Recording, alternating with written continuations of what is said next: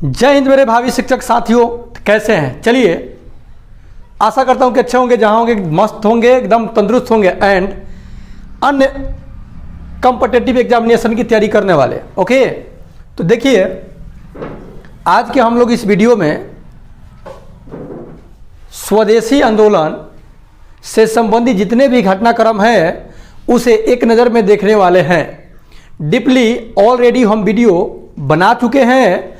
जो मेरे इस परिवार में जुड़े हुए हैं गुरुजी 2.0 में, वो ऑलरेडी जानते होंगे। अगर आप भी जुड़ना चाहते हैं तो बेल आइकन को प्रेस करके आप भी जुड़ सकते हैं।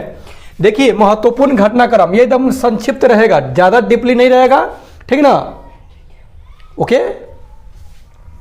स्वदेशी आंदोलन 19 देखिए 7 अगस्त 1905 ईस्वी को भारतीय राष्ट्रीय कांग्रेस ने, एक बार मैं फिर से रिपीट कर दे रहा हूं, भारतीय राष्ट्रीय कांग्रेस का स्थापना 28 दिसंबर 1885 ईस्वी को हुआ है। ठीक है, 7 अगस्त 1905 ईस्वी को भारतीय राष्ट्रीय कांग्रेस ने विदेशी वस्तुओं का बहिष्कार करने का प्रस्ताव पारित किया था।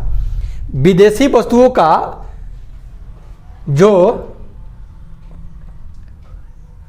लोग यूज कर रहा था, प्रयोग कर रहा था, उसे बहिष्कार करने का प्रस्ताव पारित किया। सभी मुख्य शहरों में बृहद पैमाने पर विदेशी वस्तुओं की होली जलाई गई। ठीक ना? स्वदेशी आंदोलन 1905 वाला में पता होगा आपको, 1905 में बंगाल का विभाजन हुआ था, ठीक ना?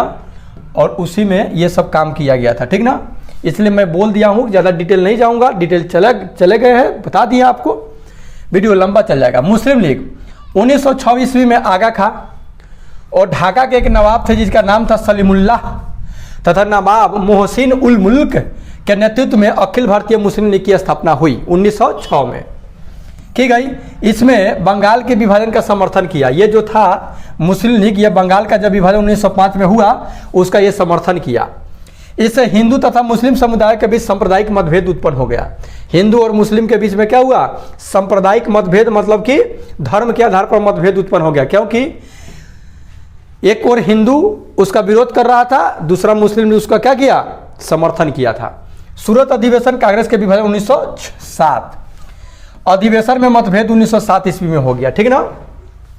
जो कांग्रेस का अधिवेशन जो था, जो सूरत अधिवेशन हुआ 1907 में, 7 में जो भारतीय राष्ट्रीय कांग्रेस का जो अधिवेशन हुआ उसमें 1907 ईस्वी में ताप्ती नदी के तट पर आयोजित किया गया था।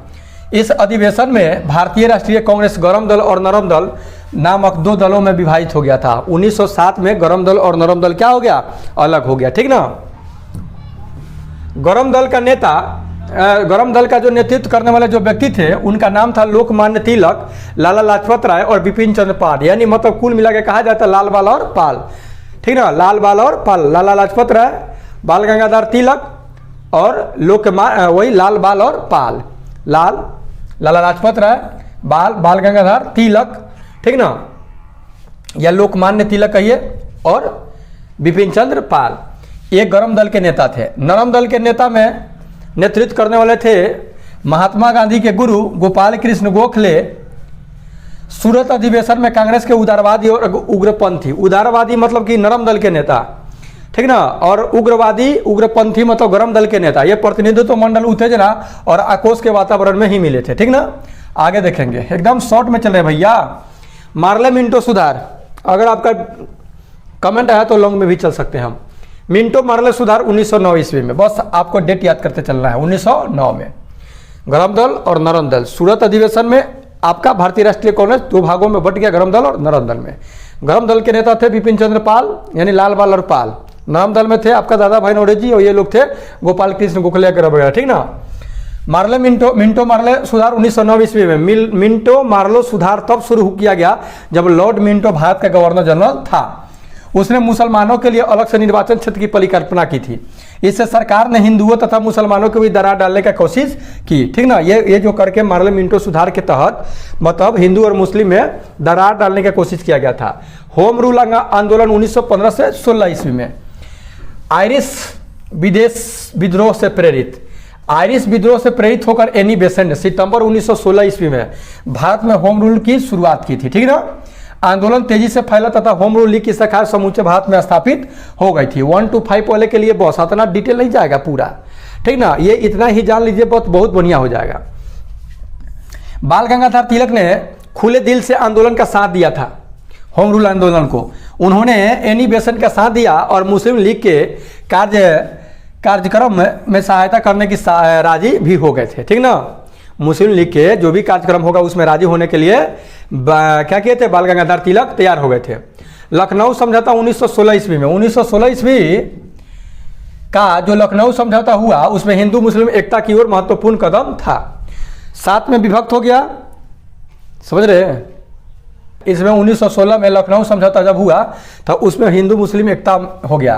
कांग्रेस तथा मुस्लिम लीग दोनों ने लखनऊ में अधिवेशन किया जहां मुस्लिमों के बीच गैर ब्रिटिश अनुभूति पैदा की गई।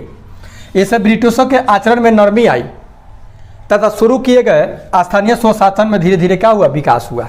जो आंदोलन शुरू किया था उसका विकास हुआ। गांधी युग 1947 याद रखिए कि 18 नहीं है, 18 में रेलवे ने किया था। 1918 से 1947 तक भारतीय राजनीति के क्षेत्र में महात्मा गांधी का वर्चस्व रहा। यहाँ 19 कर लीजिएगा, 1919 है, 1919 में आए। महात्मा गांधी ने उच्च स्तर का नेतृत्व प्रदान किया। जब 1919 से लेके 1915 में आए थे साउथ अफ्रीका से, भूल से बोल दिया, 1915 ईस्वी में साउथ अफ्रीका से आए और 1919 में 4 साल उनको समझने में लगा राजनीति के, और 1919 में क्या हुआ कि उनका मतलब एंट्री हुआ, ठीक ना। महात्मा गांधी ने उच्च स्तर का नेतृत्व प्रदान किया। अहिंसा यानी सत्याग्रह का दर्शन अंग्रेजों को भारत से खदेड़ने का एक शक्तिशाली सशस्त्र शस्त्र बन गया। जो सत्याग्रह था और अहिंसा मतलब हिंसा नहीं करेंगे, मारकाट नहीं करेंगे, यही समझ लीजिए कि अंग्रेजों को भारत से खदेड़ने का क्या हुआ, एक शक्तिशाली शस्त्र बन गया।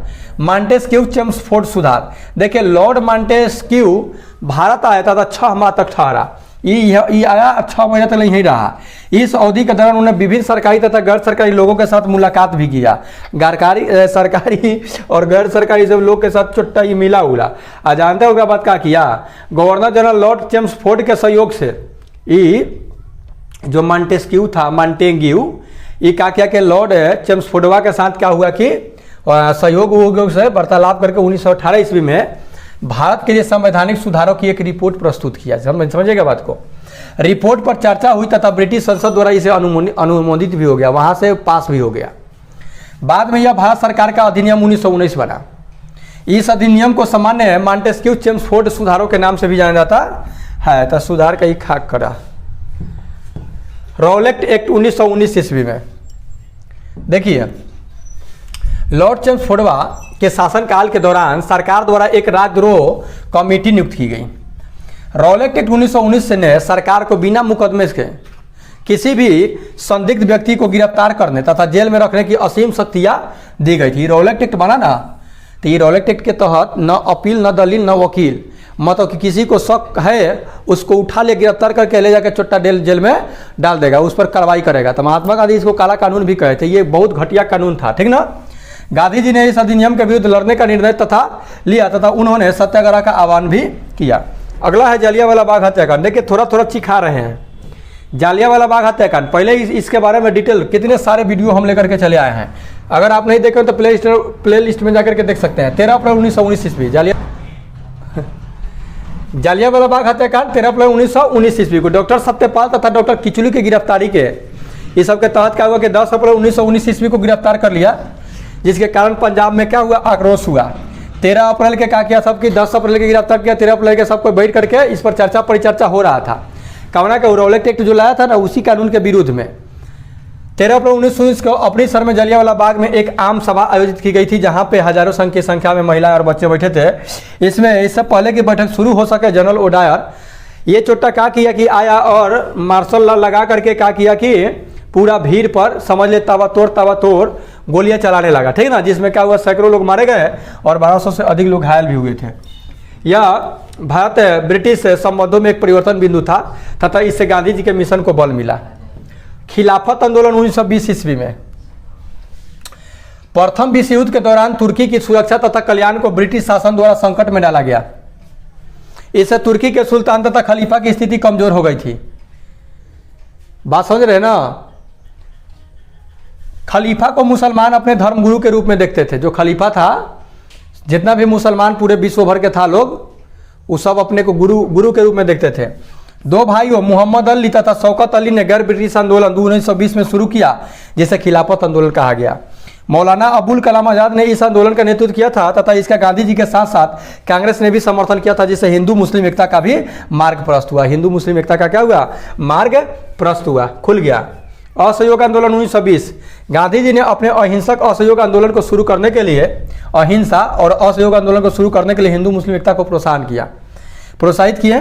इस आंदोलन में किताबों, नामी कार्यालयों से त्यागपत्र, सरकारी कामकाज से इनकार करने, विदेशी वस्तुओं को जलाने यानी बहिष्कार करने आदि की परिकल्पना इसमें की गई थी। ठीक ना, ये सब एक पॉइंट है, बस एक नज़र देखते चलना है।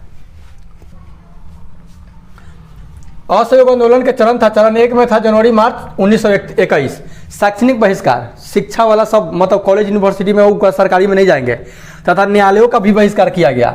चरण द्वितीय में अप्रैल जून 1921 तक देश भर में ऑपरेशन तिलक स्वराज कोष चलाया गया कि हाँ इसमें इतना लोग पैसा जमा करेगा, 1 करोड़ रुपया और 20 लाख चरखा का इंतजाम करना था उसमें। ठीक ना। चरण 3 में जुलाई सितंबर 1921 में विदेशी वस्तु को बेचने तथा दुकानों को धारणा देना और विदेशी वस्तुओं का बहिष्कार करना। चरण 4 में नवंबर 1921 से फरवरी 1922 तक इस चरण के दौरान किसान आंदोलन तथा अनेक अस्थायी आंदोलन भी चलाए गए थे। चौरी चौरा की घटना 20 से 22 दिसंबर 1921 में कांग्रेस ने गांधी जी के नेतृत्व में सभी ने अवज्ञा आंदोलन शुरू किए थे। ठीक ना, निर्णय लिए थे। इससे पहले कि इस आंदोलन का व्यापक विस्तार मिलता, गोरखपुर के समीप चौरी चौरा के लोगों ने क्या किया कि हिंसक भीड़ पुलिस पर क्या हुआ कि भिड़ गया और पुलिस और भीड़ के बीच में भिड़ंत हुआ और इस प्रकार से क्या हुआ कि पुलिस स्टेशन जला दिया गया। पूरे 22 पुलिसकर्मी मारे गए। इससे दुखित होकर गांधी जी ने 12 फरवरी 1922 ईस्वी को किया, असहयोग आंदोलन को स्थगित कर दिए। ठीक ना, असहयोग आंदोलन को बंद कर दिए। स्वराज दल 1923 ईस्वी में स्वराज दल, गांधी जी के द्वारा आंदोलन को स्थगित करने के निर्णय से लोगों में रोष पैदा हुआ। सब गुस्सा हो गया कि बुढ़वाई क्या किया। मोतीलाल नेहरू, CR दास तथा NC केलकर द्वारा नेताओं ने स्वराज दल का स्थापना किया। मतलब कि CR दास, चित्तरंजन दास और मोतीलाल नेहरू के द्वारा मिलकर के एक स्वराज दल का स्थापना 1923 में किया गया।